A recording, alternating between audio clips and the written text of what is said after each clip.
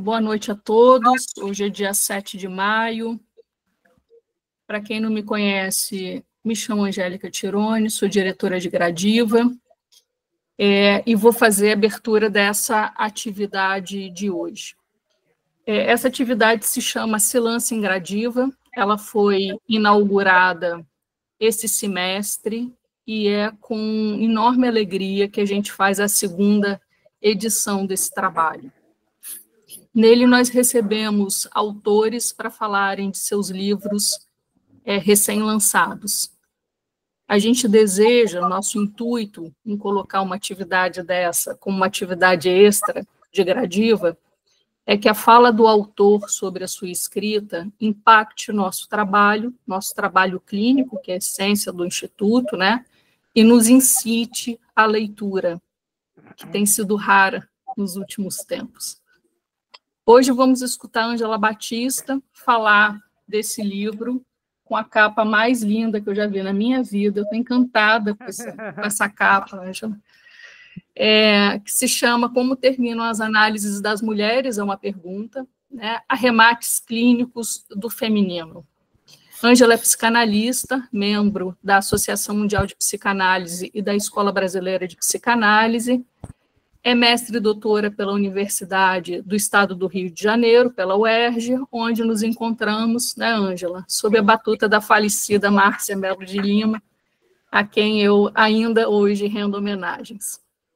Para coordenar esse lançamento, conversar com a Ângela e tecer preciosos comentários clínicos, recebemos a minha querida Heloísa Caldas. Heloísa é psicanalista, analista, membro da Escola Brasileira de Psicanálise, da Associação Mundial de Psicanálise, professora associada da Universidade do Estado do Rio de Janeiro, autora de um livro imperdível chamado Da Voz à Escrita, Clínica Psicanalítica e Literatura, e organizadora de tantos outros livros.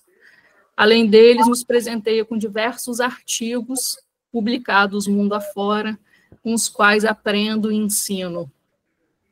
Quero agradecer a presença de Ângela, de Heloísa e de todos os membros do nosso instituto que estão aqui hoje para essa atividade, professores, supervisores, alunos, praticantes, dar as boas-vindas a vocês que nos visitam e desejar a vocês uma excelente noite de trabalho, que a nossa transferência de trabalho com a psicanálise, a nossa cortesia possa honrar novamente esse espaço. Heloísa, você que manda, coordenação é toda sua, vai ser um prazer escutar você. Obrigada. Olha, eu pensei, até conversei com a Ângela, que ela poderia falar um pouquinho sobre o livro dela. Tá? Então, a partir da fala dela, eu vou comentar e lançar algumas conversas, enfim. Né? Então, eu queria primeiro dizer que agradeço muito, Gradiva, ter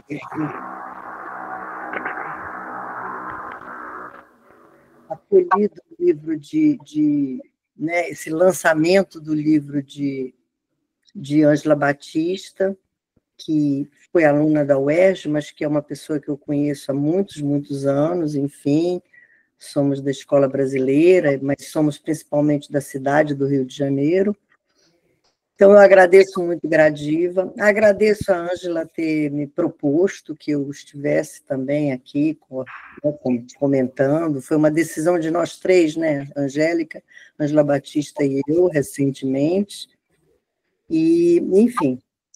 Então, eu queria que a Ângela falasse um pouquinho do livro dela. Ângela, por favor. Bom, então, boa noite a todos, né? É uma alegria estar aqui hoje para falar.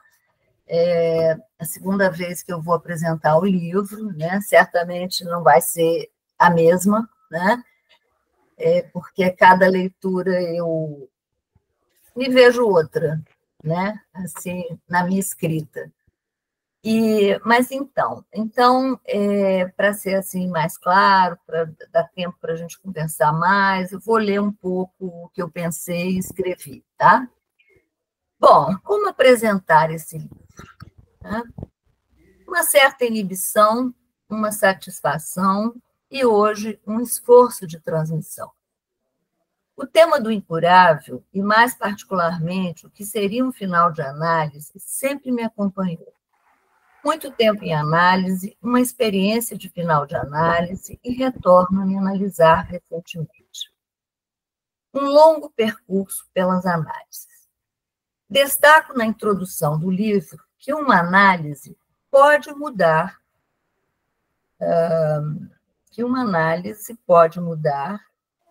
o modo de um sujeito viver a pulsão como aquilo que é mais seu e que insiste em uma vida. Me servir desse significante arremates, entre cortes e costuras, né, para justamente acompanhar esse trabalho e essa pergunta sobre o que seria o final de análise do lado das mulheres. Muito bem. Uma pergunta que eu me fiz depois de ter escrito o livro, até com um comentário de Márcia Rosa, que comentou o livro, que foi um comentário muito interessante, que me fez avançar bastante, uma pergunta me chegou, né? Por que são necessários arremates? Né? Eu acho que é uma pergunta boa. Bom, eu vou, então, contar para vocês como é que eu cheguei a esse significante, né? Que eu me servi dele, contando para vocês que, uma certa vez, eu entrei em uma galeria de arte em São Paulo e me deparei com a obra de Rivane Nichalder, que é a capa desse livro, e a obra se chama Caixinha de Costuras. Muito bem. Então, minha filha, que mora em São Paulo, trabalha com arte, eu falei, eu quero que seja a capa do meu livro essa obra. Eu disse, mãe, você está maluca, é difícil, né? Ela ceder, etc. Mas eu insisti e ela me autorizou. Então, o significante arremate me acompanhou pela vida. Sou filha de modista e os panos tiveram um lugar muito especial em minha vida. As análises me ajudaram a não acreditar neles e fazer bom uso, considerando a precariedade dos semblantes, e fazer bom uso, né, deles. E a experiência clínica também me levou a pensar na evidência de um real que insiste do lado mulher, seja na devastação pela demanda de amor, assim como na estranheza com o corpo. Né? Então, a gente sabe que o feminino acontece no corpo. Aí, eu dividi o livro em vários temas, né? Acho que, não sei se vale a pena falar, mas talvez dê uma ideia do livro, né? Quer dizer, eu fiz uma introdução, tem um prefácio da Maria Silvia, que foi muito bonito. Então, eu trabalhei uma introdução, depois eu trabalhei algo que eu acho muito interessante para pensar a sexualidade feminina, o feminino, que eu chamei de irrupções. Né? O feminino é uma irrupção de gozo, né? Que oscila permanentemente entre o fálico e o não todo fálico. Isso a gente vai trabalhar um pouco mais à frente. Então, tem vários temas sobre as irrupções do feminino, depois eu trabalho as invenções e trabalho 2 testemunhos de passe, justamente para dizer o que pode ser um final de análise do lado mulher, né? E, no final, eu trabalho os arremates clínicos com o conceito de identidade sintomal, né? Quer dizer, a identificação pelo sintoma no final de análise, que é muito importante para a gente pensar a conclusão. Bom, o que eu posso falar um pouco, né, nesse caminhar? Quer dizer, a gente sabe que desde Freud, né, nos últimos textos de 37, 39, Freud nos apresentou o texto Análise Terminável e Interminável, depois o texto Construções e Análise, em que ele se pergunta, né, justamente como pensar um ponto de terminável de interminável de uma análise. Né? Lacan se deparou com algo não abordável pela via do real sem sentido, que ele chamou esse real, né, daquilo que não é do campo do significante, aquilo que vem com uma estranheza, do sem sentido, que ele vai chamar de gozo opaco ou gozo feminino. Bom, e que ele vai dizer que é um ponto intransponível em uma análise, né? Então, sejam os analisantes homem ou mulheres, né, a gente vai pensar que há diferentes maneiras de pensar, né, os finais de análise, porque há diferentes modos de gozo, né? Então, a gente vai também entrar um pouco nas formas da sexuação, mas eu acho que não vai ser aqui, eu vou falar de uma forma mais genérica, mas uma das coisas que eu fiz questão de ressaltar no livro, principalmente que está na quarta capa do livro, foi dizer que aqui eu trabalho o feminino além do gênero, que eu acho que é muito importante, né? A gente pensar, o Miguel Bassols tem um texto muito importante, onde ele vai falar que uma análise do lado do feminino, ele passeia entre o centro e a ausência, né? Essa oscilação do gozo, né? Do todo, não todo, que faz com que as mulheres, sempre muito às voltas com um real, né? Que as desacomoda, né, do falicismo, que dá um certo lugar, né, que faz uma localização completamente diferente de um gozo que desborda, que é ilimitado, né, que eu também vou falar um pouco depois sobre a devastação, que eu acho que é um tema interessante, né? Mas, enfim, então, sejam os homens, os analisantes, homens ou mulheres, a gente tem que pensar que, do lado da mulher, o que surge é a dificuldade com o próprio gozo fálico, que oferece certa garantia de existência como proteção ao ilimitado do gozo, né? Quer dizer, do lado dos homens, a gente sabe, né, que há uma certa fixidez, né, do lado com o gozo fálico, né, que justamente vai proteger desse encontro com a alteridade que a mulher encarna, né, com isso que a mulher traz, né, que também produz nos homens um nível de angústia que é bastante ressaltado também na nossa clínica do lado dos homens, né?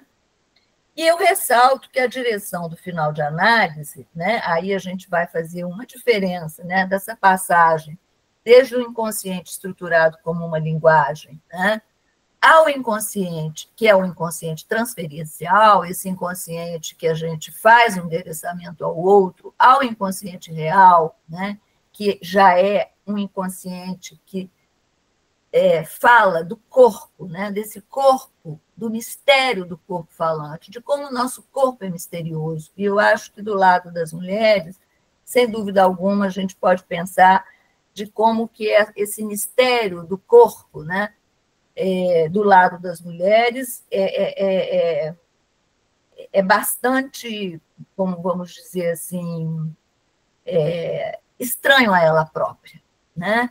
E eu ressalto, né, que a direção, então, do final de análise, do falacer, seja homem ou mulher, né, é o não todo, né?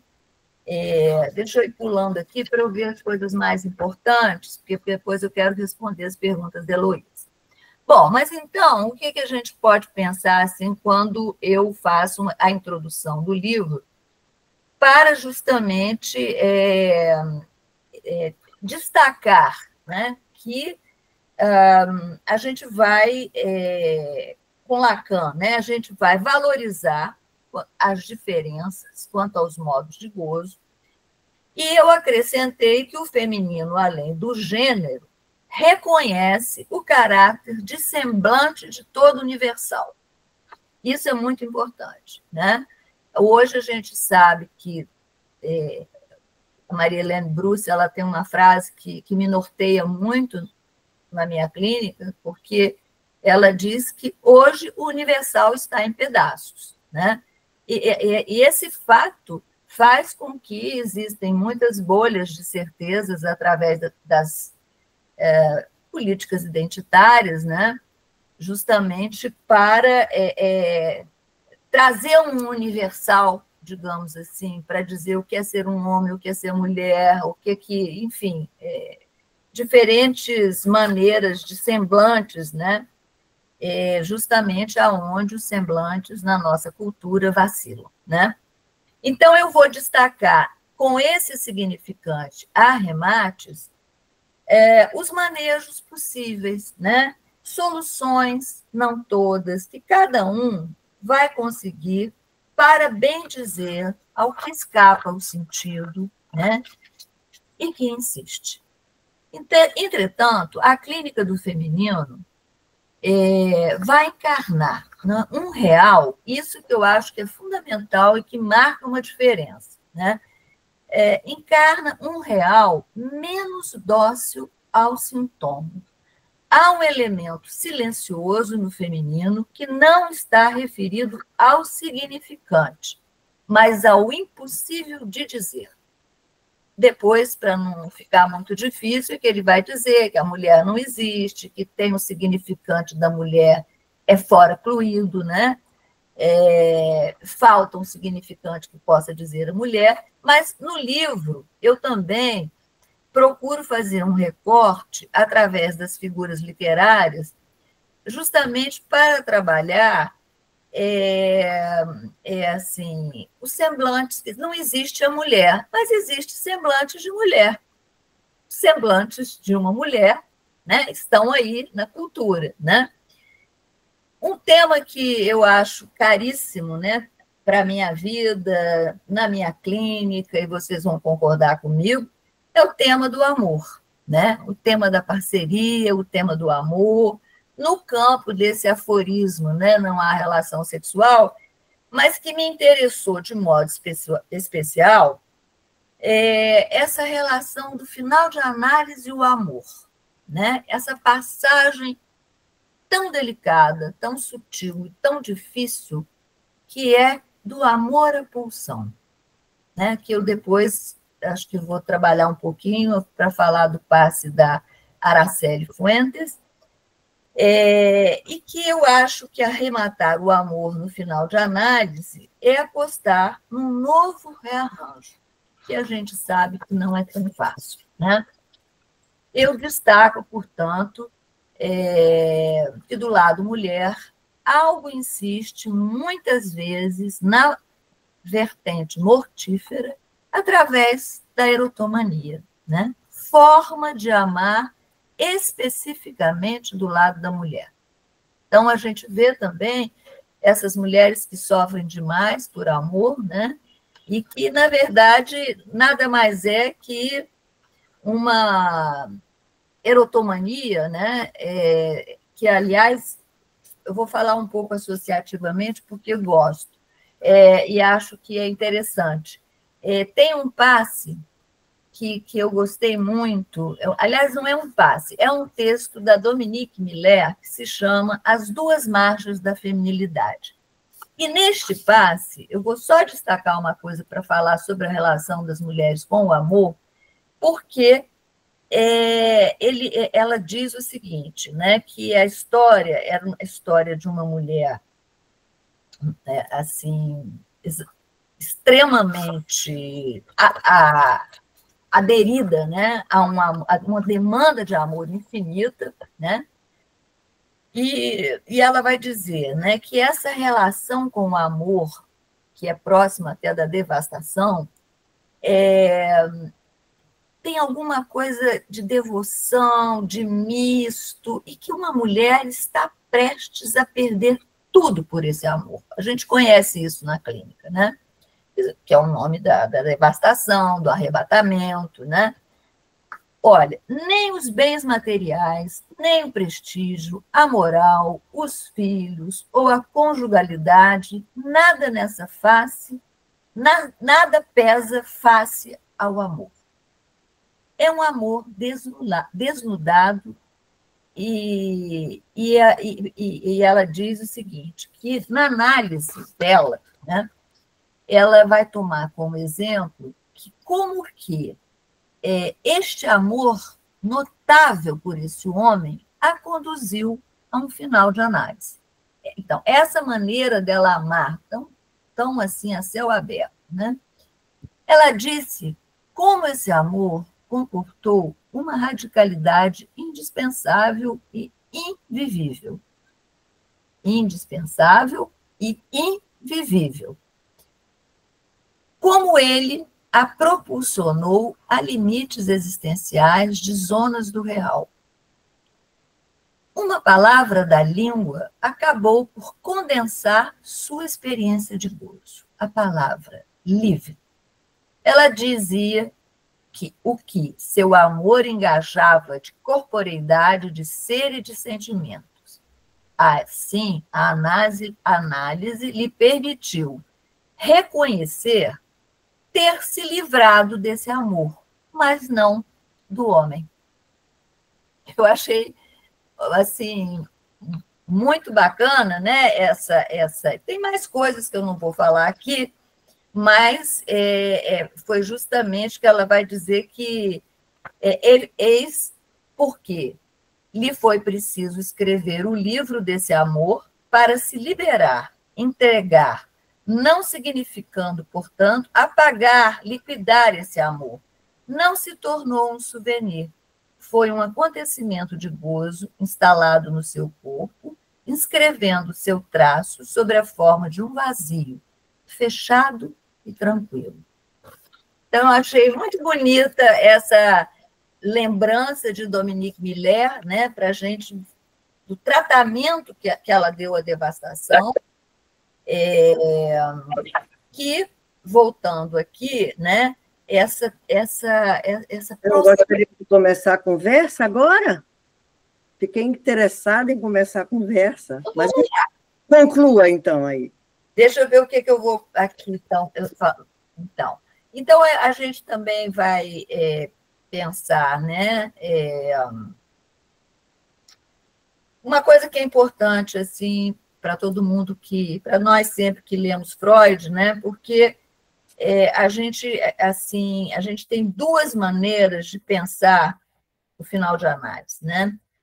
Pelo Édipo, né? Pela querela dos sexos, né? Ter e ser, que vai desembocar na travessia da fantasia, e a gente tem pela sexuação, através dos modos de gozo, todo, não todo, fálico, na perspectiva da identificação pelo sintoma. Então, eu acho que é bem importante, né, essa diferença, esse pulo que Lacan dá, também incluindo, né, as referências de Freud, mas eu acho que a Heloísa vai precisar de falar mais e eu vou trabalhar mais a ideia do parceiro sintoma, dos testemunhos, né, sobre essa questão de um novo uso do sintoma e sobre o incurável, né? Essa dimensão, toda análise deve ser conduzida ao seu final, mas toda análise esbarra num ponto que a gente vai chamar de incurável. Todos nós somos incuráveis. O que não quer dizer que a gente não possa saber fazer com isso de uma nova maneira, com aquilo que é mais pulsional, com aquilo que é mais nosso, que mais insiste, mas essa é a nossa aposta, né? De que a gente possa, eu até citei lá, em determinado momento, uma música do Gonzaguinha, que é De Novo Sem Ser Novamente. Né? Então, eu vou deixar a Heloísa aqui fazer as perguntas para eu seguir trabalhando assim, porque eu acho que ela quer que eu fale um pouco mais da relação da mãe com a menina, da devastação, mas deixa eu ouvir a Heloísa, viu? Então, basicamente, gente, é isso. Então, eu vou mais comentar do que perguntar, enfim, talvez fazer uma provocação ou outra. Eu queria inicialmente destacar a importância desse tema que você aborda nesse livro, né? Porque é um livro sobre o final de análise. E aí eu me perguntei, bem, mas a gente está aqui na Gradiva, tanta gente jovem, a Gradiva é um instituto jovem e tem muita gente jovem, provavelmente nos seus primeiros anos de análise, né? Sim. Enfim, e eu me dei conta de que esse já é o ponto, o final de análise já é o ponto de uma demanda de análise, né? É o ponto que causa a análise. Todo mundo quer encontrar uma solução, digamos assim, né? Pelo menos quando é uma análise genuinamente em busca de tratar o seu sintoma, não uma análise acadêmica, né? Às vezes se faz umas coisas meio assim, mas não dão certo. Não dão certo quando a vida realmente esbarra num obstáculo muito grande e aí você quer começar uma análise, né, persevera na análise e se pergunta para onde eu vou. A análise é um vetor. Então, tem isso aí com uma causa. E eu acho que por isso é importante falar também para as pessoas jovens, né? Porque, enfim, uma análise, como a Ângela está dizendo, é quase como uma vida, né? A gente faz e refaz, enfim. Eu adorei a frase que a Ângela disse assim, cada vez que eu me vejo, eu sou outra. Quer dizer, não para, né? A gente não para de fazer análise. Até quando para a análise, a gente continua com enfim, o analítico funcionando para nós, né? O sujeito sempre se perguntando, se questionando, né? Então, eu acho que é importante que a gente possa pensar isso e pensar também a importância de uma análise numa formação, uma formação séria, consequente, que tenha consequências, né? Porque todos aqueles que fazem, estudam, praticam a psicanálise, a análise de cada um é o ponto fundamental, é a mola que impele e que promove esses efeitos de formação. E só aí é que a gente pode dizer que alguém é um analista, quando dá mostras dos seus efeitos de formação. Tem escolas com o passe, como a nossa EBP e outras, né? É um processo que entusiasma muitos, eu mesma já fui muito entusiasmada, mas o Lacan bem que advertia que o brilho do Aedo, aquele que fez o passe, passou, durava um tempo, eram 3 anos. Agora, na última revisão, só são 2. Por quê? Porque o inconsciente tende a se fechar. O sintoma é bem malicioso, ele volta, né? Ele volta com novas roupas, etc. Então, essa pergunta que a Ângela faz, eu sempre me vejo como outra, é uma pergunta necessária. Talvez a gente devesse escovar os dentes fazendo essa pergunta. Né? O que eu sou hoje? Enfim, é uma coisa muito importante para a gente não se enquistar, não se congelar, né? Então, é importante que a gente observe, assim, não só os laços que nós conseguimos fazer, transferenciais, transferência de intenção, a transferência analítica, a transferência de trabalho, mas também os laços que a gente faz com esses pares na transferência de trabalho, né? E laços que a gente sustente por o mais longo prazo possível, né? Quer dizer, isso mostra que os analistas não são assim esses que às vezes têm surgido na contemporaneidade. Na contemporaneidade tem surgido peritos de tudo, não é só analista, né? Todo mundo tem um saber de mestria, usa todos os recursos para ser mestre, mas não é esse o saber fazer do analista, né? O analista não é um mestre. Então, a meu ver, o livro da Ângela Batista, ele atesta uma analista. Né? Por quê? Porque ela faz laços, ela dá testemunho de uma longa formação, de um percurso em diversos espaços, porque a Ângela está na IBP, mas ela também esteve na universidade, ela tem uma vasta escuta clínica, ela tem laços com psicanalistas de toda a cidade do Rio de Janeiro. O lançamento dela do livro da Travessa, não foi, Ângela, na Travessa? Tinha analista de tudo quanto era instituição, e ela, enfim, ela faz laços, ela tece, ela vai roendo e rodeando furos e vazios.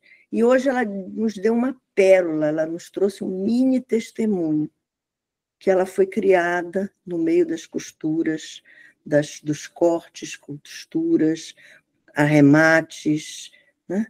Bordados, enfim, os semblantes, aprendendo a não acreditar tanto neles, mas se fazer valer deles. É uma mulher bastante elegante, conhecida por isso, né? E isso mostra que ela sabe fazer com esses furos, né? E ela me fez lembrar Freud, porque Freud diz que é isso que as mulheres fazem, né? As mulheres tecem e fiam, né? Fiam e tecem, né? E a gente poderia pensar, é a cultura patriarcal. Sim, sem dúvida a cultura patriarcal se valeu muito disso. Os homens iam para a guerra, os homens iam labutar e com força, e as mulheres iam tecer e fiar, que é um trabalho que não exige força, mas exige muita astúcia, porque você fazer com nada, você fazer com o vazio, você com isso criar coisas que acolhem, que agasalham, que cuidam, que promovem, enfim, amor, isso não é qualquer coisa, né? Bem, não estou querendo dizer que os homens também não possam fazer isso, nós não estamos mais na lógica de gênero, mas mesmo que caia essa lógica de gênero, a gente sabe que esse lado não todo, esse de saber fazer com que não está falicamente estabelecido, é uma arte. É aí que os artistas nos adiantam, como dizia Freud, Lacan sustenta, e é aí que Ângela está situando o feminino. Não é o adjetivo feminino, oposto de masculino, no português básico. Não.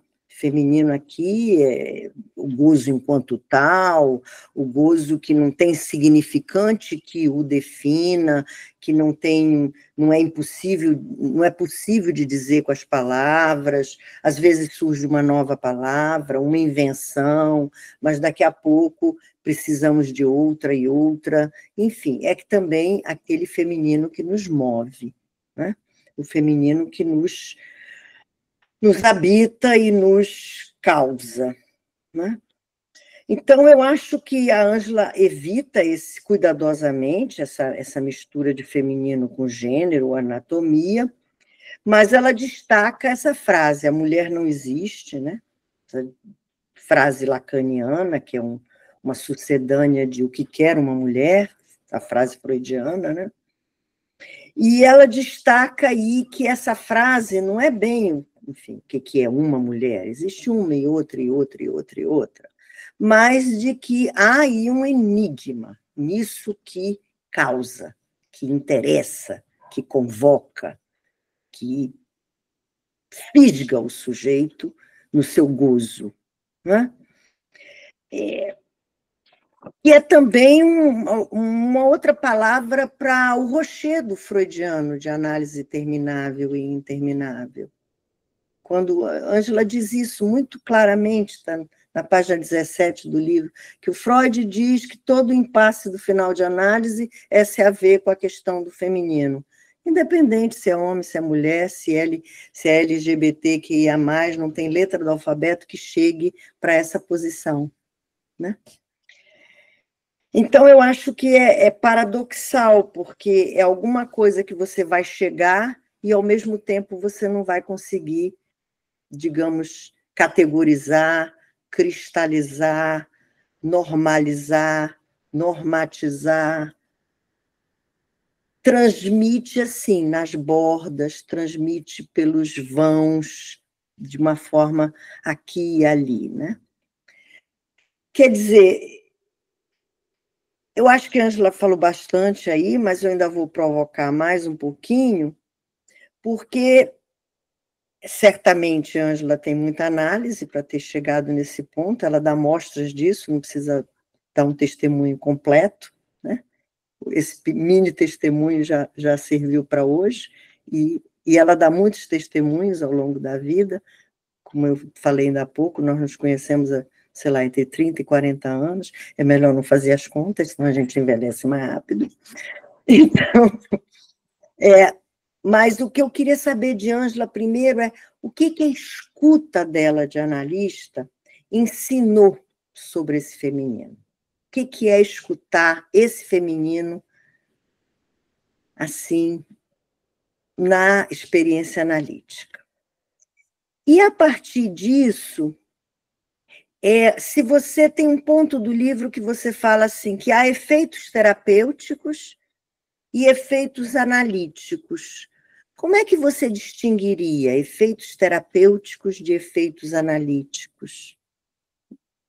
Que ambos são muito bons, um não diminui o outro, mas há uma diferença, me parece aí, que você estabelece, que valeria a pena você comentar um pouquinho mais. Posso fazer mais uma? Você vai anotando aí você já conversa assim, aí os outros entram na conversa? Um outro ponto também é o que há de terminável e interminável nas análises.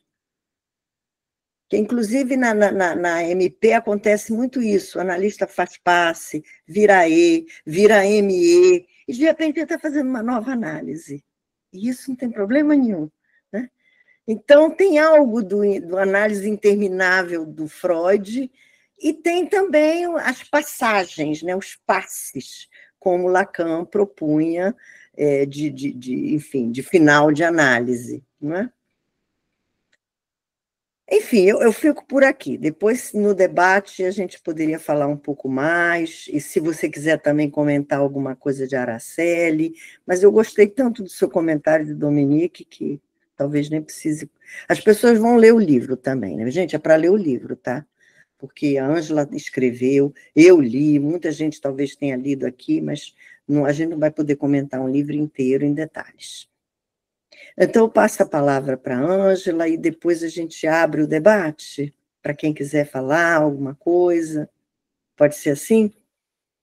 Excelente, Heloísa. Ângela, eu desliguei o seu microfone porque estava chiando na voz da Heloísa. Abre o teu microfone aí para você falar conosco. Abre o microfone. Angélica, será que não é você que tem que abrir de volta? Não, eu só consigo fechar, não consigo abrir, não.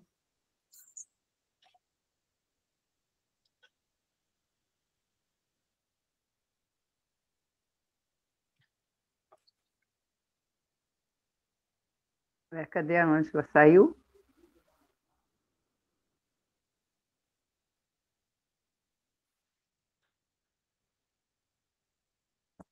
Eu recolhi ela aqui pelo WhatsApp, gente, já volto. Esse é o real da eletrônica, o real das redes. Quando a gente... Ela saiu, caiu. De alguma maneira ela caiu. Não está na lista.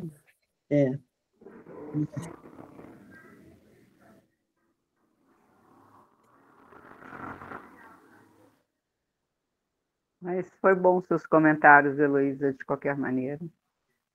Você deu uma boa contextualização. Obrigada, mas agora eu fiquei preocupada. Cadê a Ângela?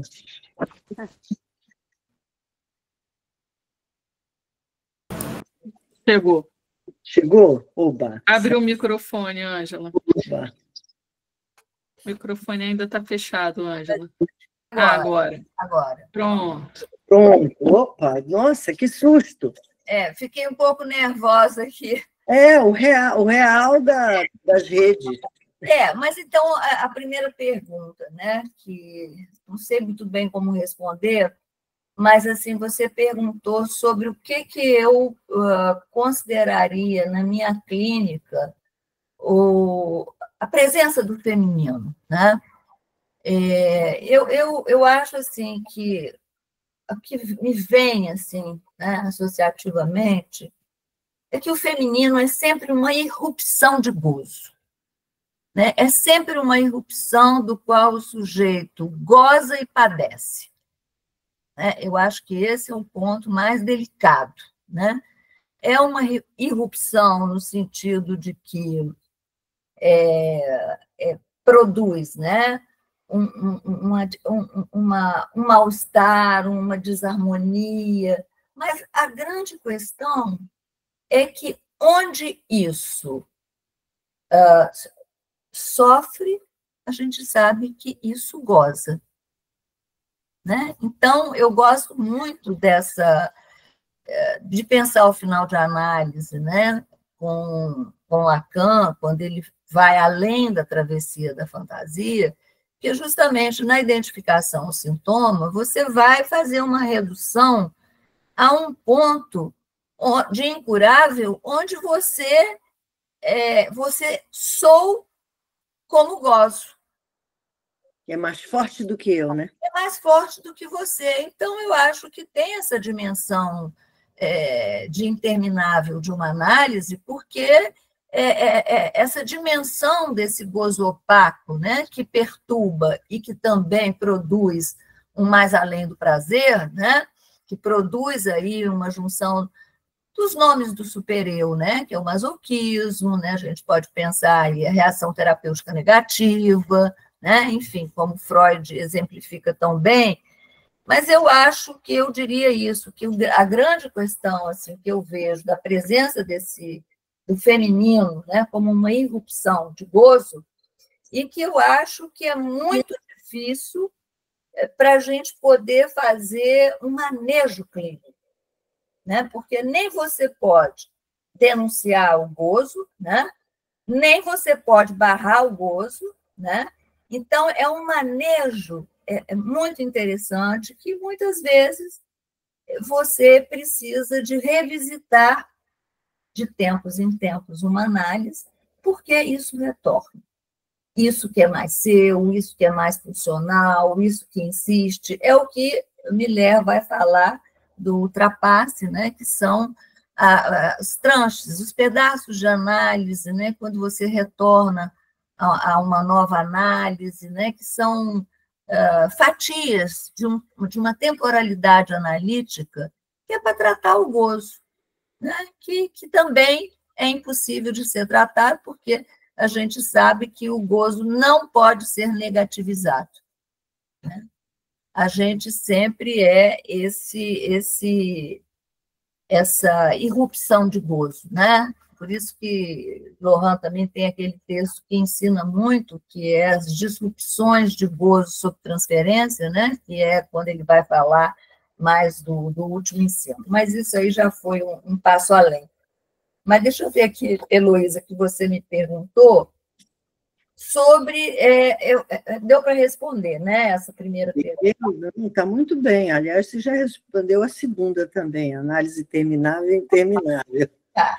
Agora, os efeitos terapêuticos, né? Eu acho que toda análise tem efeitos terapêuticos, né? Eu acho que você não começa uma transferência analítica sem que haja mínimos efeitos terapêuticos. Você vai embora, deixa o analista, bye. Não tô afim, né? Vamos dizer assim, de ficar aqui sem que essa transferência de amor, né, possa também ressoar no corpo daquele que está se candidatando à análise, né? Eu acho que o amor faz laço, né? A transferência de amor é fundamental. E eu acho que efeitos terapêuticos têm a ver com a experiência do amor de transferência. Eu fiquei pensando, Ângela, que o amor de transferência, que é um amor que o Freud, enfim, destaca, mas que é a base do amor, né, a base fundamental do amor, que é o endereçamento. Que o endereçamento já é terapêutico. Mas... interessa para falar para outro, você já não está tão sozinho com esse gozo sou. Isso. Você não está tão sozinho com esse absurdo que é estar vivo e sentindo o que se sente, enfim, que não tem nome, etc. Sim. Só o endereçamento já é um tremendo efeito terapêutico, né? Sim, mas uma análise deve ser conduzida para além dos efeitos terapêuticos, porque sim, o que vai estar em jogo é o pulsional, né? E o pulsional é toda essa passagem, né? Do amor à pulsão, né? A pulsão não tem dia, não tem noite, não tem domingo, a pulsão só quer se satisfazer. Então, eu acho que é como que você vai lidar, né, com esse gozo que insiste, né, com esse além do princípio do prazer, né, que insiste, né, que a gente pode fazer, principalmente na análise das mulheres, que é uma coisa que eu trabalhei. Por que fica mais difícil concluir as análises do lado das mulheres? Primeiro que tem a erotomania, né, que as mulheres querem ser amadas sempre, né? Essa demanda de amor, que pode se transformar numa erotomania, dificulta a conclusão de análise. E outra coisa que é freudiana, que eu acho maravilhosa, genial, que o Freud vai dizer que as mulheres elas têm um apego, né? Vamos dizer assim, a relação pré-edipiana, a relação pré-edípica com a mãe, né, dificulta também as mulheres terminarem a análise porque elas são menos dóceis ao sintoma. Né? Trabalhar o amor como um sintoma. Pois é, então vamos falar de amor agora, que era a pergunta que eu tinha deixado para se houvesse oportunidade, surgiu agora. Você falou muito aí de que, enfim, o amor é o que faz suplência à não relação sexual, o amor é o que, enfim, vai dirigir também não só o tratamento, mas vai dirigir esse vetor do amor à pulsão, né? Do amor ao gozo. Mas como é que isso se dá para que não seja uma erotomania? Para que não seja a paixão imaginária dos semblantes amorosos, que é por onde os humanos geralmente passam nos primeiros amores e, às vezes, muito tempo da vida, né? Essa que pode tanto arrebatar, né, misticamente, enlouquecidamente, fazer com que se abra mão de tudo que se tem por um amor, mas pode também terminar muito mal, enfim, como tantas histórias de amor falidas, enfim. Bom, mas eu acho... Deixa eu concluir só um minutinho. Porque tem um termo assim lacaniano que eu acho que você usa no seu livro, mas você não citou aqui, que é o novo amor. Eu queria que você falasse do novo amor, que não é esse amor erotômano. Sim. Muito bom, mas deixa eu só voltar, né, que eu acho que tem uma distinção importante quando a gente pensa a devastação e o arrebatamento, né? Quer dizer, o arrebatamento, né, é algo da ordem próxima à psicose, e a devastação, eu acho que faz parte de toda a clínica das mulheres, de todas as mulheres, de alguma forma, tiveram que enfrentar, né, o destino do falo, como dizia Freud, né? Quer dizer, as mulheres na reivindicação fálica, que parece não cessar, né? Isso é Freud, né? Essa insistência da demanda do amor pela demanda, né? Lá Freud falava do penisneid, né? Mas ele vai dizer que tem algo de um amódio, Lacan vai dizer, um amor que é ódio, porque tudo aquilo que não produz via da fantasia, o A, que separa, né? Porque o objeto A é o que vai separar o amor do ódio, né? Então, eu acho que tem essa clínica que a gente percebe muito desse amódio nas análises das mulheres, que é muito difícil de tratar, né? Porque é um amor que precisa de ganhar um novo lugar. E aí também você falou, quando eu disse, né, nem me dando muito conta, eu gosto das coisas que eu falo que eu não me dou conta, eu acho que elas mais falam de mim do que as que eu preparo, né?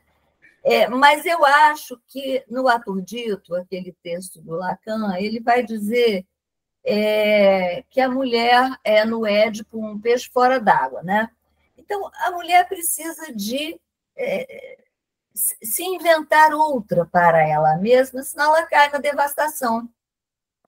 Né? Essa outra, que é para além de uma demanda de amor, né? A mãe, né? Que, vamos dizer assim, que marca, né? A entrada, né? No Édipo feminino. Mas eu acho que essa outra para ela mesma também introduz um rearranjo com a sua forma de amar. O Miller tem um texto que eu gosto muito, que está no seminário dele, que é o seminário do Parceiro Sintoma, onde tem um capítulo onde ele fala sobre o revalorizar o amor, né? Então, eu acho que a gente pode pensar que um final de análise, sem grandes idealizações, né? Porque a gente também acaba caindo e voltando a se analisar, mas tem um final de análise que faz com que o amor seja mais digno, que a gente não fique demandando tanto amor, que a gente possa suportar a solidão, né? Suportar que é sem o outro. O amor é sem o outro, parece maluquice, mas é. O amor, né, digamos, nessa dimensão do amor mais digno, é o amor que suporta a inexistência do outro, é que suporta a sua própria solidão e sabe fazer com isso. É aí que o amor encontra a pulsão? Sim. Acefalamente? Sim. Opa! Posso passar a palavra para... Pode. Não, isso é importantíssimo. Que bom, respondeu. Eu não falei difícil demais, não, né, gente? Eu estava com medo de falar difícil. Não, o assunto é difícil, mas a gente sempre vai adiante. Você falou muito bem. Para mim, né? Não sei o que pensam os outros. Vamos ver quem é que tem uma pergunta aí para fazer. Fala aí, Alexandre. Você sempre... Estou aqui... Descobri o seu DVD, hein? Estou devendo você há 20 anos o seu DVD. A pergunta que eu ia fazer acabou que a Heloísa já introduziu, você já respondeu. Que lendo seu livro, eu fiquei com essa questão. Como é que fica o amor no final de análise? Você vai trabalhando a questão do amor, né? E agora você respondendo que é onde o amor encontra a função. Eu, no momento, fiquei sem uma pergunta, mas assim, se você puder falar mais um pouco sobre isso, eu achei muito interessante esse novo amor, essa nova forma de amar, vamos dizer assim, de viver o amor no fim de análise. Você sabe que eu me lembrei de um passe antigo do Sérgio de Campos, em que ele resumiu o final de análise dele numa frase que eu achei muito bonita. Ele disse que, para ele, o final de análise foi quando ele pôde amar uma mulher sem compreendê-la. Vou recolher mais algumas perguntas e aí a gente retorna para você. Tá? Obrigada, Alexandre. Vamos ver se a Angélica quer falar. Eu quero, sempre, aprender um pouco mais. Ângela, bom, primeiro agradecer as duas, Ângela e Heloísa, dizer que, enfim, eu atravessei esse livro com muita emoção, Ângela. Eu estudei, levei para meu grupo de supervisão, levei para minha análise, venho trabalhando esse livro, ele ainda, enfim, ele ainda está ressoando em mim com questões pessoais e clínicas importantes. Eu queria que você falasse de duas coisas para nós, né? A primeira é essa diferença que você faz entre feminino e gênero. Eu passei o ano passado inteiro, 2024, eu trabalhei a questão da transgeneridade e vim fazendo esse trabalho com, enfim, com o meu grupo de estudo, né? E isso não é uma coisa óbvia, né? Para se dizer e para se ensinar, né? E uma passagem que eu acho que vai nos acrescentar muito, né? Nós somos um instituto central organizado pela clínica, né? A Heloísa marca isso no começo da fala dela. Na página 15 do seu livro, você está dizendo, logo na introdução, né? Você faz um pequeno subitem de como começa uma análise. Você faz uma questão, está na página 15, e aí você diz assim: podemos dizer que o começo não coincide com a entrada. Será preciso fazer do sofrimento um dizer articulado aos significantes da sua história. Isso requer tempo. O sofrimento é um dito sem saber o que diz. Se você puder comentar para nós um pouco disso, eu te agradeço. Acho que a gente tem muito que aprender aí. Tá bom. Bom, eu penso que quando a gente fala em análise, né, a gente paga um preço, né? A gente paga um preço porque a gente não sabe, né, o que a gente vai falar, né? O que vem, né? É uma surpresa, né? E o que a gente fala no início de uma análise, né, não quer dizer que você está em análise. O que faz uma entrada em análise é quando você pode se surpreender com um significante que surge, né, um significante da transferência, né, que não é um significante qualquer, mas é um significante que constitui, né, a transferência e que, vamos dizer assim, poder fazer desse sofrimento, né, alguma coisa que é mais além do dito, né, poder suportar, né, suportar um corte, vamos dizer assim, que vem. O corte não é só um corte de sessão, né, é uma pergunta, é um suspiro, é alguma coisa que toque o corpo desse analisante, que ressoe no corpo. Cada vez mais eu vejo a importância, né, do sintoma como acontecimento de corpo, né, quer dizer, de como é importante que o que a gente fala que possa fazer vibrar, né, não só o que a gente não sabe, como principalmente o que a gente sabe e não quer saber. Porque tem algo, o Freud já dizia muito bem isso, né, que os sujeitos não querem saber. Né? Isso norteia muito mais uma análise, não querer saber, né? Eu acho que aí tem a força também do recalque, né, nesse sentido, do que querer saber sobre a sua maneira de gozar, né, da sua maneira de sofrer, né, porque o gozo nada mais é do que uma maneira de você gozar, né, gozar do seu sofrimento, né?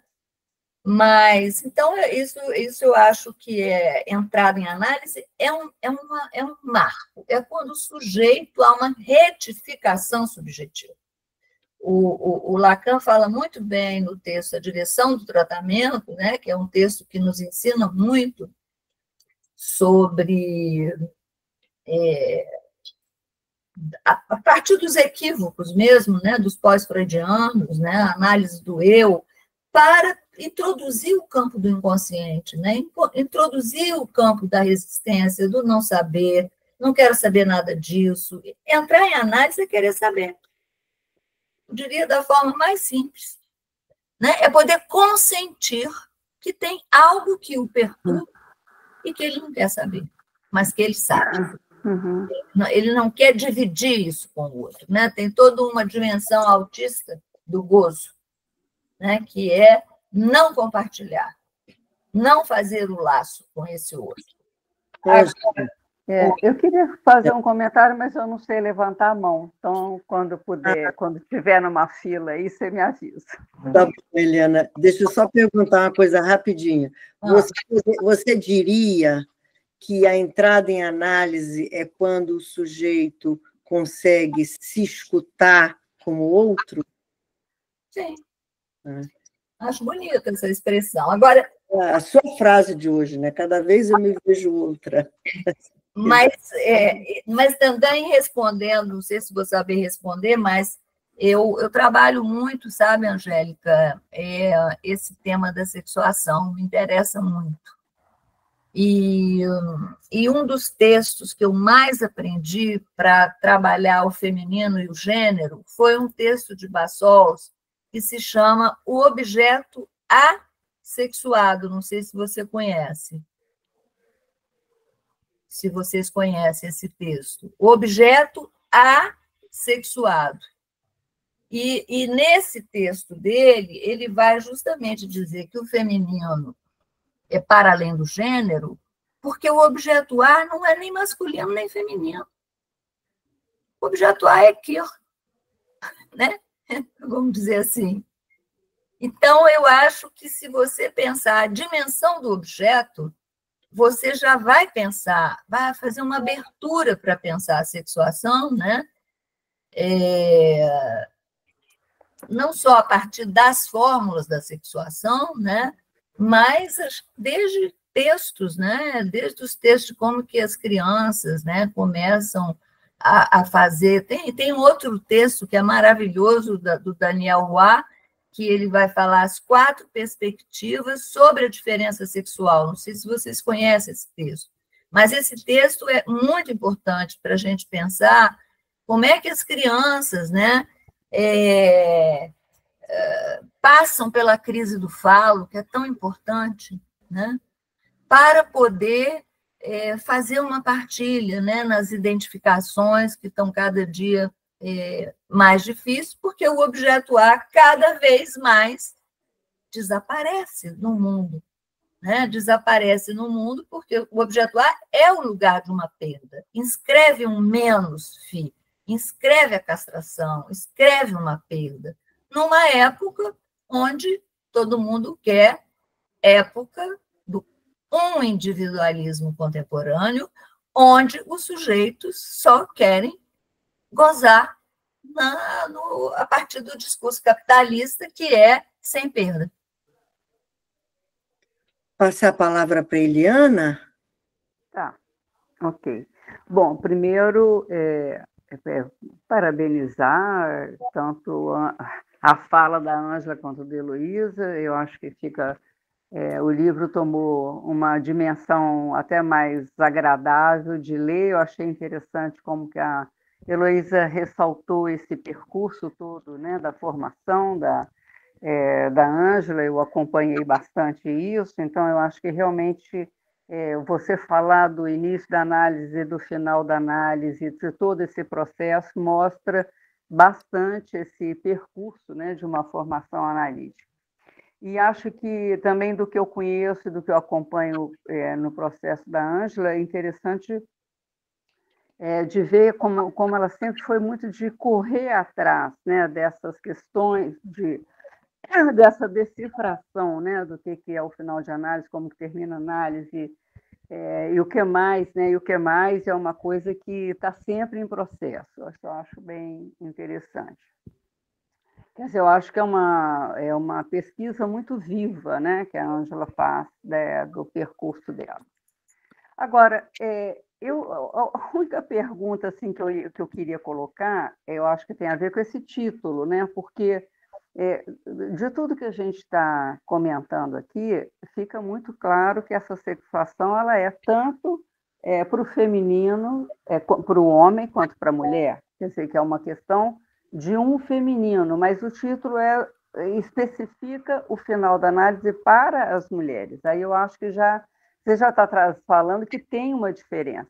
E eu acho que tudo que a gente está comentando aqui é que não tem essa diferença no sentido do não todo, né? Do feminino, se a gente pensar o não todo, o não fálico, e assim, que é o que se busca possivelmente, né? Na análise, é chegar nesse não todo, né?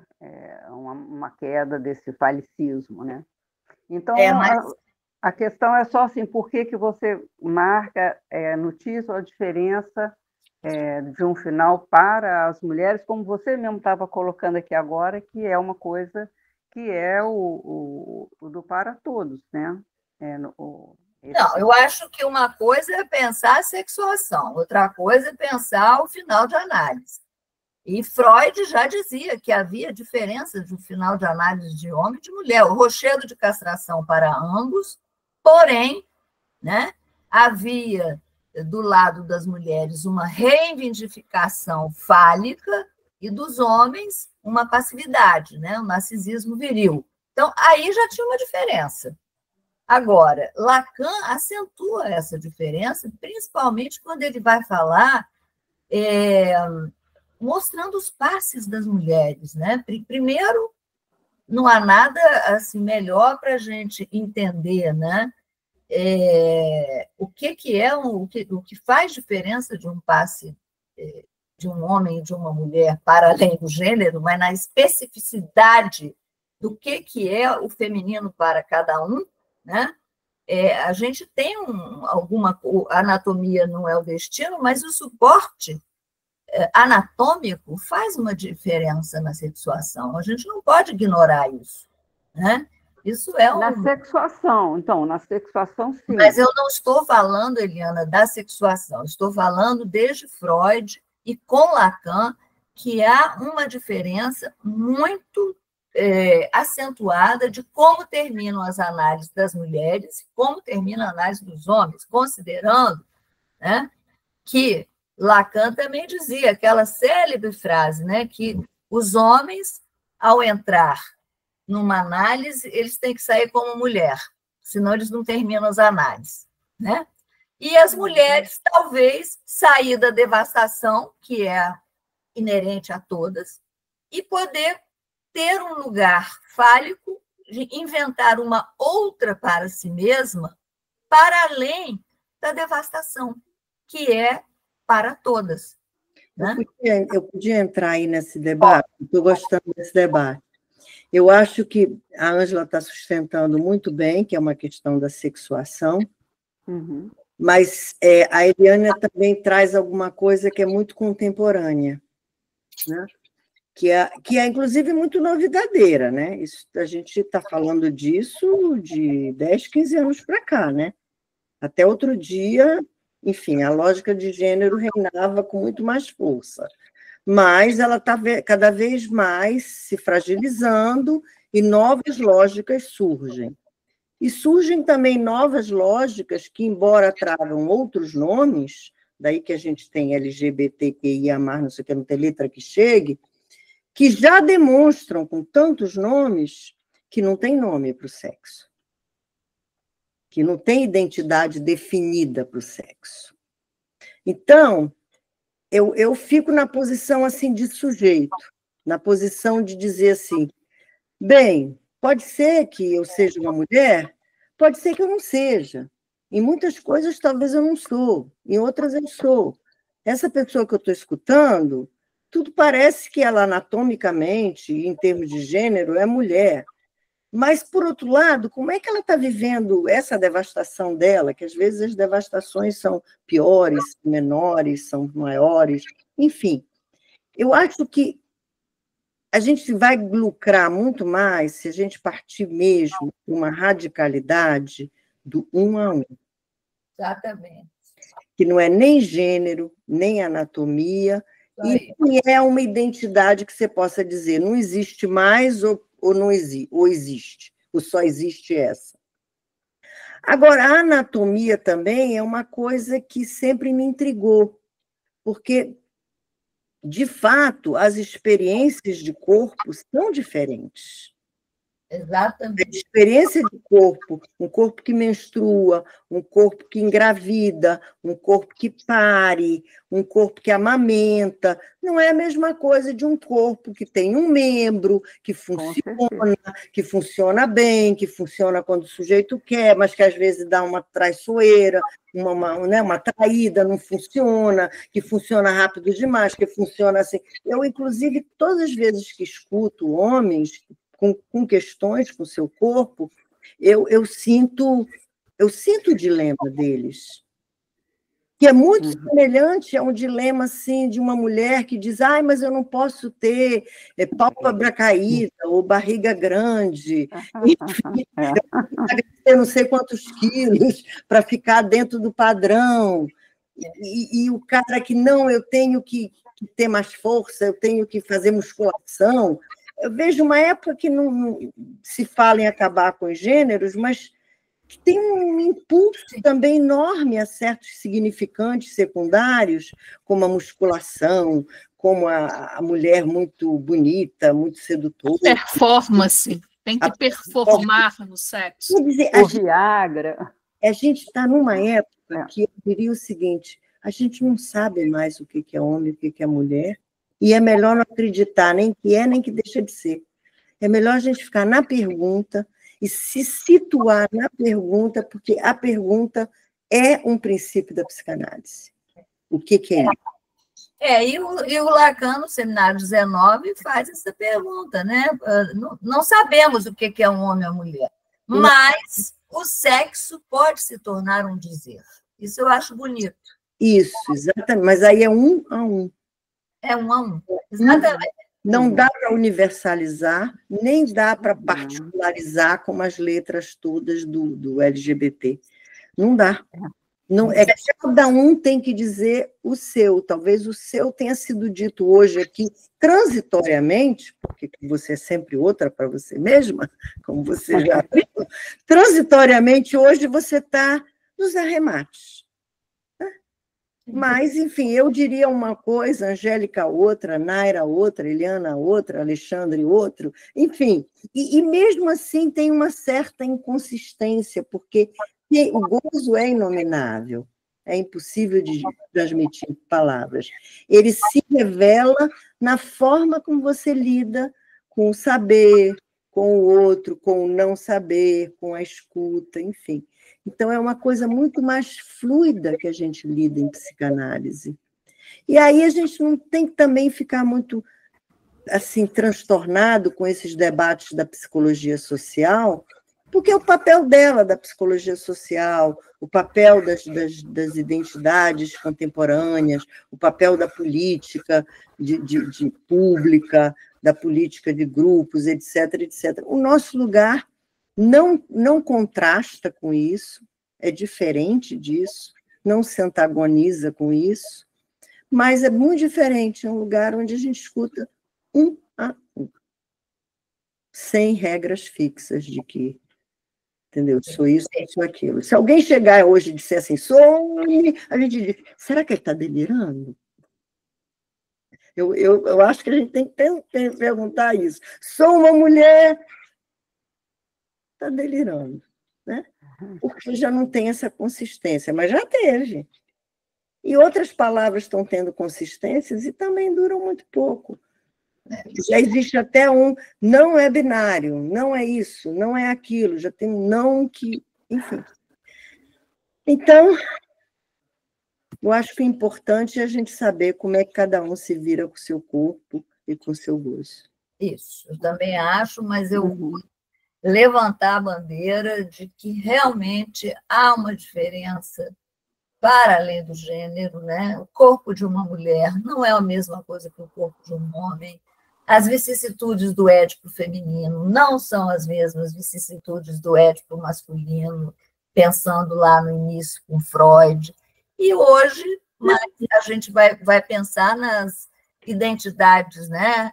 A identificação ao sintoma, que também do lado mulher é diferente da identificação ao sintoma do homem, porque o homem fica muito aderido mais ao fálico, digamos assim, e se defende mais do feminino, o que não quer dizer que as mulheres também não se defendem do feminino, porque o feminino é uma irrupção de gozo que produz muita desarmonia, muita oscilação, né? Porque as mulheres oscilam muito entre o gozo fálico e o não todo, e os homens se defendem mais no gozo fálico. Bom, mais alguma pergunta para a gente seguir?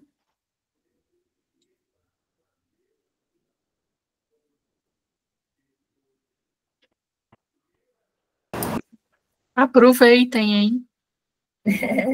Aproveitem. Você disse que eu poderia falar um pouco do passe da Araceli, não sei se vocês querem ouvir. Eu acharia ótimo se você falasse um pouquinho. Peraí, a Márcia quer fazer uma pergunta, não quer, Márcia? Não?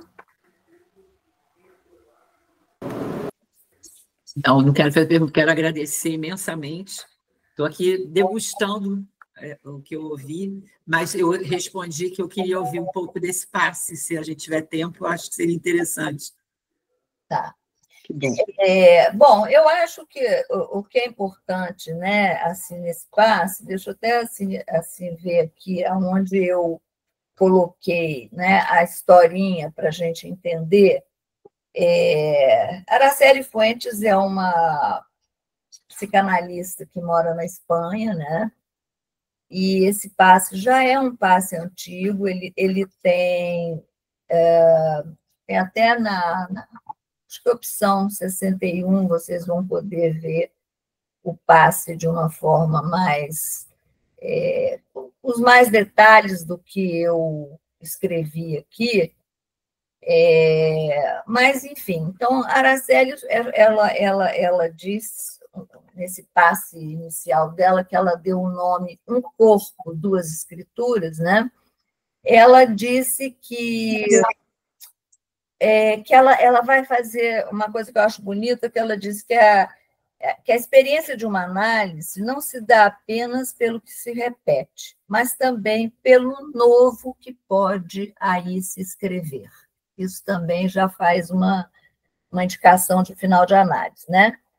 E que a impossibilidade de fazer um luto por uma perda ocorrida teve como consequência a escritura de um gozo fora da castração no corpo. Um luto que não pôde ser feito e que o inconsciente registrou no corpo como a presença de um real não simbolizado como um acontecimento de corpo. Então, a historinha é um pouco assim. Ela morava numa cidadezinha, né, no interior da Espanha, e a mãe dela morreu quando ela tinha 8 meses de idade. E todas as pessoas que passavam perto dela, né, quando ela era pequenininha, falavam assim: se sua mãe tivesse te conhecido, se sua mãe tivesse te visto, né? Então, era quase assim como uma lembrança, né, de uma memória que não pôde ser vivida, né? Então, ela vai dizer que todos os lutos são singulares e que, em seu caso, a impossibilidade de subjetivar a morte de sua mãe, ocorrida quando ela tinha 8 meses, trouxe algumas consequências. A questão mais importante foi como essa língua, né? Que se você botar assim, se tua mãe tivesse visto sem tracinho, sem hífens, né? Tudo junto, né? Era uma holófrase, né? Que ela pôde interpretar isso como uma escritura da ordem do ilegível, né? E que ela nunca pôde entender, a não ser na primeira análise dela, onde ela, a partir, né, de um lupus, né, de uma doença psicossomática, ela pôde fazer essa relação do não luto com o lúpus, a doença psicossomática, né? Então, ela dizendo que ela começou a análise dela falando dessa escrita no corpo, né, da ordem do ilegível. Aí ela vai dizer que a transferência nessa análise provocou vários sonhos que indicavam um real que não se prestava a simbolização. E, através de um sonho, a analista olhava a garganta de Araceli e pronunciava o nome da doença, um dos sonhos, né? Lúpus. Né? A demanda insistiu no desejo de que ela visse as manchas na pele escondidas pela maquiagem. Se não as visse, não iria acreditar. Mostrar coloca em cena o jogo escópico, o olhar como mancha colado no corpo. Aí tem um acting out que eu achei bem interessante, né? Que a gente também trabalhou passagem ao ato e acting out recentemente. Esse acting out foi revelador também. A gente sempre fala que acting out é uma coisa não muito bem-vinda, né? Mas, pelo contrário, é através do acting out que a gente pode incluir algo na transferência que revela também um ponto opaco do gozo do sujeito. Então, ela diz o seguinte, que ela meio que estava no consultório, a colega dela tinha saído porque estava doente, e ela, então, tinha uma indicação de um paciente para a colega, e ela pega o paciente para ela, sem falar com a colega. Então, ela fez um acting out aí, e esse acting out dizia que essa amiga que estava doente dizia que ela queria muito ver os filhos crescerem, e era uma criança que pede demanda e que Araceli toma como sendo para ela a demanda e não para a colega, né? A Araceli atende a criança que havia sido indicada para a colega. Sua analista interpretou o acting out dizendo: ela não vai vê-lo crescer, a criança. Ele não vai vê-la morrer. Essa interpretação separou o que a Olófares havia soldado. O olhar e a morte se separaram, um ato que marcou um antes e um depois da análise. Então, ela vai dizer que esse sonho foi muito importante na análise, né? Porque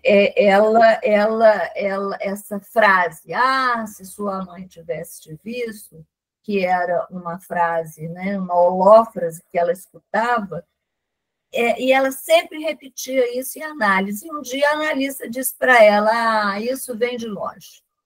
Essa história é uma história que vem de longe, né? E ela relata um último sonho dessa análise, né, onde ela encontra o analista limpando a porta da sua casa, o lugar onde seu marido havia morrido. Ao chegar, ela me disse que ia fazer uma festa em homenagem a seu marido. E eu, nesse diálogo absurdo, dizia-lhe que ia me apresentar ao passe. Aí ela falou que tinham restos aí, porque aí a analista perguntou o que há de resíduo na voz, porque a gente sabe que toda análise, né, passa por esses objetos da pulsão, a voz, o olhar, né, cada passe dá assim, uma importância, né? Ou a voz, ou ao olhar, ou ao objeto merda, né? Sempre, né, se passa pelo objeto A na sua face de objeto dejeto e de objeto precioso, né? Então, nessa pergunta da analista, o que há de resíduo na voz, ela percebeu que tinham restos, né? E esses restos, que ela se despediu do analista e depois ela procurou um outro analista, que foi já um analista depois da morte do pai, quando ela ficou totalmente congelada, sem nenhum sentimento, né? E foi também a época que ela conheceu o marido. E aí ela tem sonhos, onde ela fala também da relação dela, de uma identificação fálica com o pai. E aí o que eu acho importante nesse passe é que ela vai dizer que a análise dela foi marcada por fenômenos de gozo, acontecimentos de corpo, transtornos de visão, né?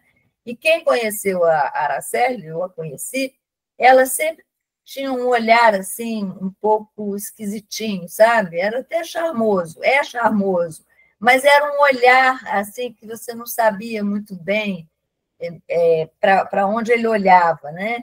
E ela diz, né, que esses transtornos de visão também foi possível avançar justamente, eu achei muito importante isso, porque é muito comum nas análises das mulheres a relação das mulheres com a outra mulher, né? Isso é um tema da análise das histéricas, né? Que todas somos um pouco, né? A gente está sempre de olho na outra mulher, né? Ou outra mulher de olho na gente. Então, o que é interessante é que ela, nessa dimensão do olhar, ela via no sonho que tinha mulheres que eram mais altas que ela, e essas mulheres tinham relação com o passe, com o dispositivo do passe. E ela diz que ela interpretou esse sonho, que ela tinha um desejo infantil de ser mais alta, mas que neste sonho ela pôde elaborar que ela podia ficar num grupo onde ela não precisava de ser exceção, mas ela era mais uma série, uma mulher entre outras. Achei interessante isso, né?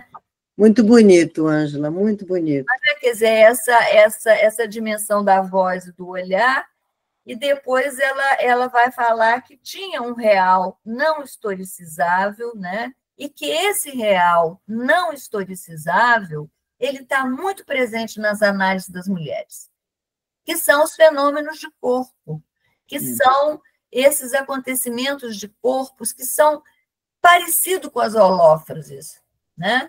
Que é um ilegível, que não é holófrase, né? Mas é parecido com holófrase, que Lacan fala muito bem da holófrase no seminário 1, né?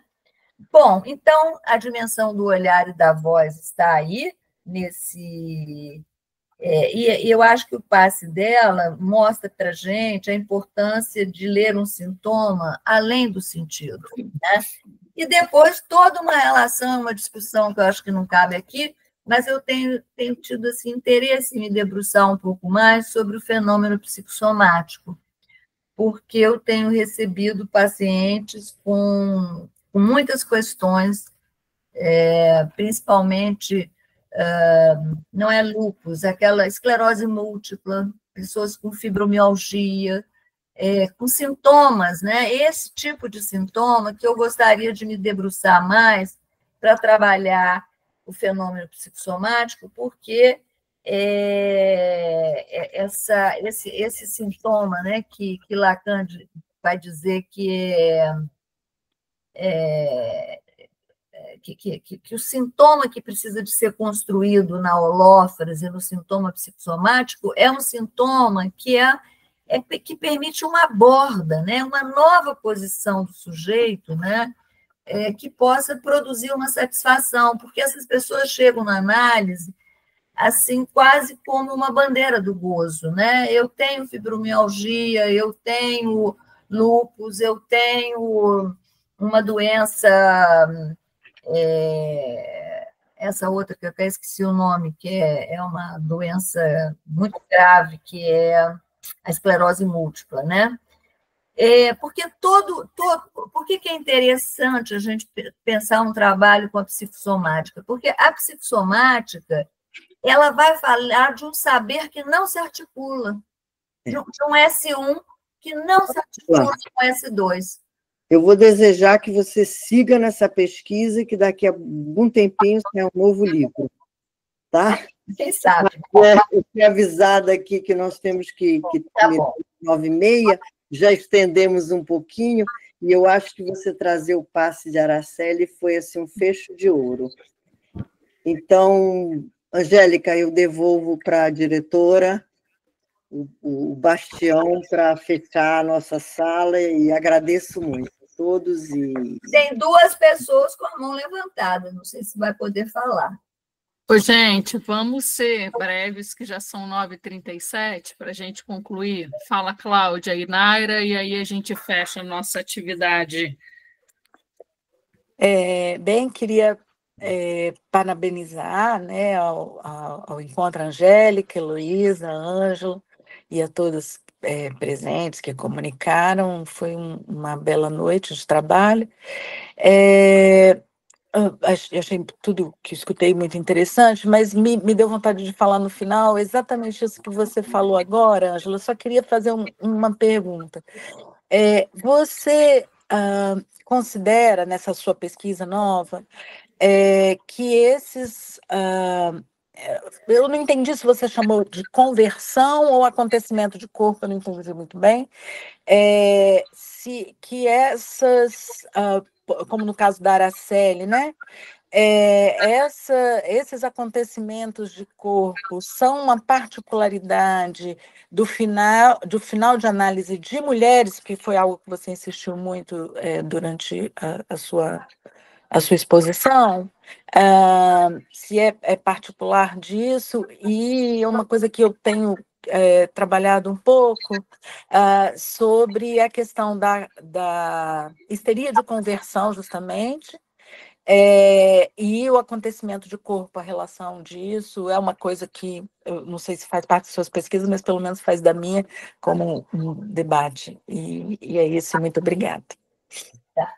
Não, eu acho que é muito diferente, né, a gente pensar na psicossomática e pensar nos acontecimentos de corpo de um final de análise que tem um tratamento, que tem um arremate.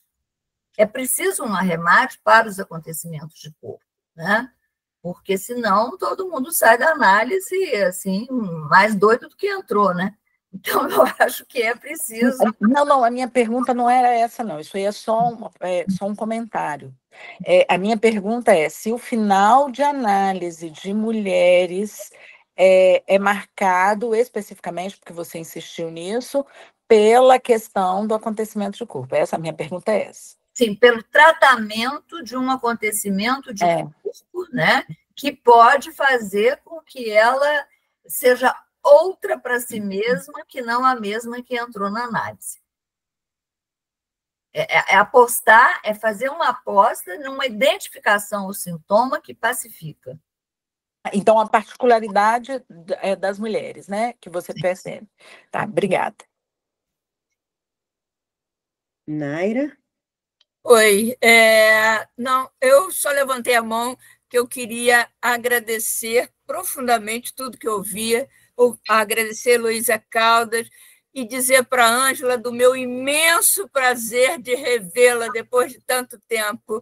Foi muito, muito prazeroso. Então, além de ser muito bom revê-la, foi ótimo ouvir vocês, tá? Muito obrigada. Muito obrigada. Foi muito bom estar aqui também.